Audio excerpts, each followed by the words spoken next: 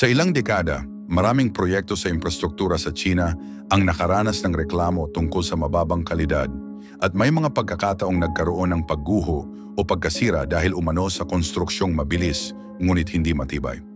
Ayon sa iba't ibang pagsusuri, isang ugat ng suliranin ang sistema ng regulasyon sa konstruksyon. Madalas daw ang kontratista at pamahalaang lokal ay mula sa iisang grupo na nagdudulot ng conflict of interest. Dahil dito, humihina ang masusing pag-audit at nagiging mahirap ang patas na pag-iinspeksyon. Dagdag pa rito, may mga proyekto kung saan sinasabing gumamit ng murang materyales o nagtipid sa paggawa. Ang paggamit ng substandard na kagamitan at ang pagkuha ng mga workers na kulang sa kasanayan ay nagiging dahilan para madaling masira ang ilang istruktura. Ang ganitong cut corners ay nagdudulot ng pangamba na baka hindi kayanin ng mga proyekto ang pangmatagalang paggamit. Isa ring halimbawa ang Chisholm Bridge na naging kontrobersyal matapos lumampas ng higit sa kalahati ng orihinal na budget.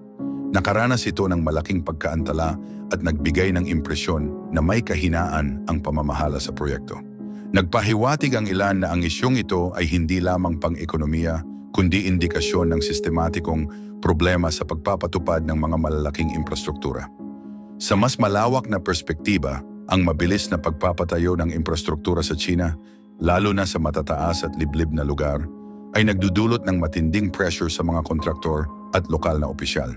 May mga pagkakataong inuuna ang bilis kaysa sa tibay, lalo na kung may insentibo na tapusin agad ang proyekto, ngunit may parusa naman kung maantala. Dahil dito, sinasabing may ilan na pumapayag na bawasan ang kalidad para lang agad matapos. Kaya nang bumigay ang Hongqi Bridge sa probinsya ng Sichuan kamakailan, marami ang nagsabing hindi lamang ito simpleng aksidente. Para sa ilang eksperto, senyales ito ng mas malawak na suliranin sa paraan ng pagpaplano at pagmonitor ng infrastruktura. Bagamat malaki ang papel ng natural na paggalaw ng lupa, posibleng may iba pang salik tulad ng pagtipid sa materyales o kakulangan sa masusing pagsusuri ng kapaligiran. Sa China, ginagamit ng ilan ang salitang tofu dreg projects para ilarawan ang mga infrastrukturang mababa ang kalidad.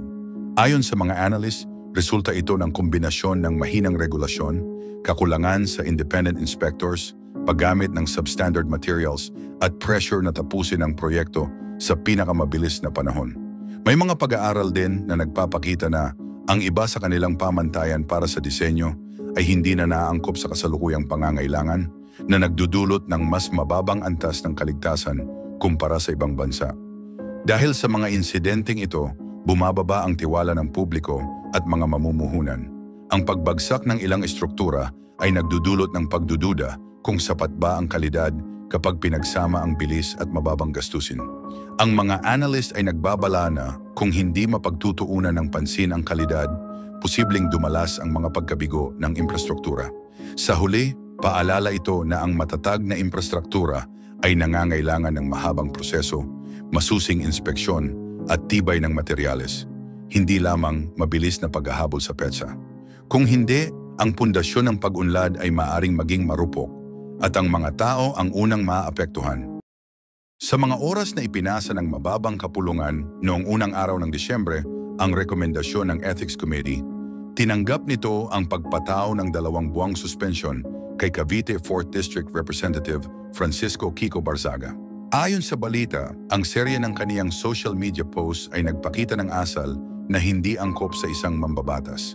Mga pahayag na itinuturing na nakasasakit, hindi magalang sa ilang opisyal, at may posibilidad na makasira ng tiwala ng publiko sa institusyon.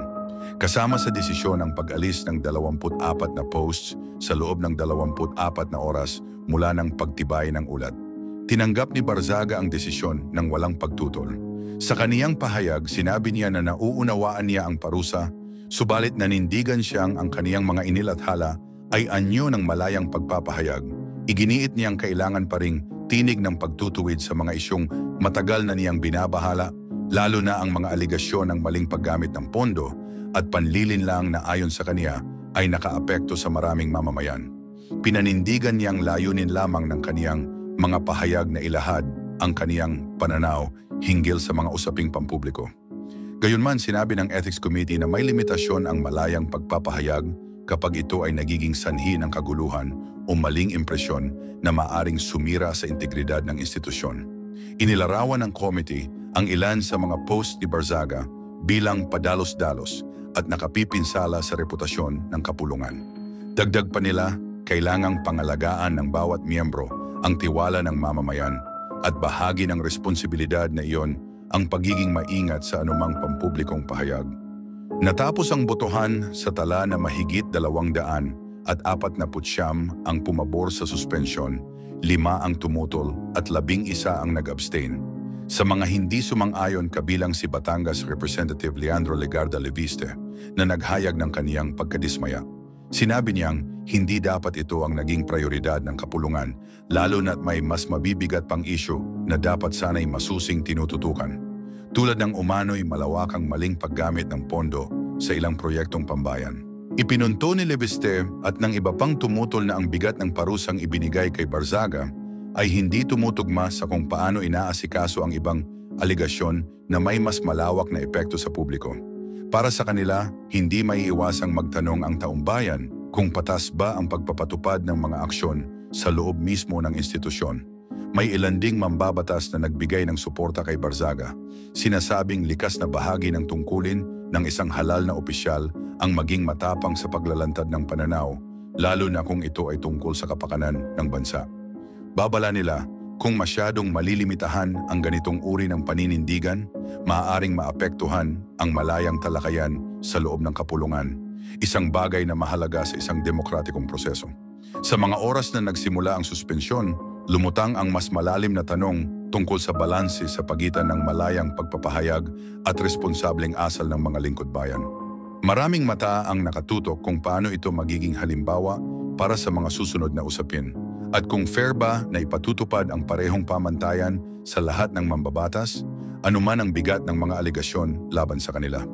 Ang pangyayaring ito ay nagsisilbing paalala na ang tiwala ng publiko ay nakasalalay sa malinaw, pare-pareho at makatarungang aksyon ng mga taong nasa posisyon ng kapangyarihan. Maraming salamat po, Ginoong Pangulo at sa ating pong pinunong mayorya. Ako po'y walang katanungan sa ating ginoong sponsor, Senator Sherwin Gatchalian, kundi ako po'y magmamanifest lamang. Ako po'y natutuwa sapagkat dito po sa ating bulwagan ay atin pong hindi binawasan ang budget ng ating pangalawang Pangulo, bagkus ay dinagdagan. Sapagkat alam niyo po, sa akin pong karanasan sa tuwing may dadating na kalamidad, kalungkutan, kamatayan, naandyan po lagi ang ating pangalawang Pangulo upang makiramay, tumulong. Kahit saan pong lupalop sa Pilipinas, makikita po natin ang opisina ng ating pangalawang Pangulo at siya mismo pumupunta sa mga lugar na hindi pa po naabot ng kahit na sinong naging public official. Kaya ako po'y masaya at ako po'y nagpapasalamat sa ating mga kasama, sa ating pong sponsor, Senator Sherwin, sa ating pong Senate President, sa lahat po na bumubuo, sa lahat po ng mga senador. Maraming salamat po at hindi po nagmula dito sa ating bulwagan ang pang-iipit sa ating pangalawang Pangulo. Muli po, maraming salamat at pinatutunayan ko po ng napakalaki ng naitulong ng ating pangalawang Pangulo. Maraming salamat. Pagkat dito po sa ating bulwagan ay atin pong hindi binawasan ang budget ng ating pangalawang Pangulo, bagkus ay dinagdagan. Sapagkat alam niyo po, sa akin pong karanasan sa tuwing may dadating na kalamidad, kalungkutan, kamatayan, naandyan po lagi ang ating pangalawang Pangulo upang makiramay, tumulong. Kahit saan pong lupalop sa sa Pilipinas, makikita po natin ang opisina ng ating pangalawang Pangulo at siya mismo pumupunta sa mga lugar na hindi pa po naabot ng kahit na sinong naging public official.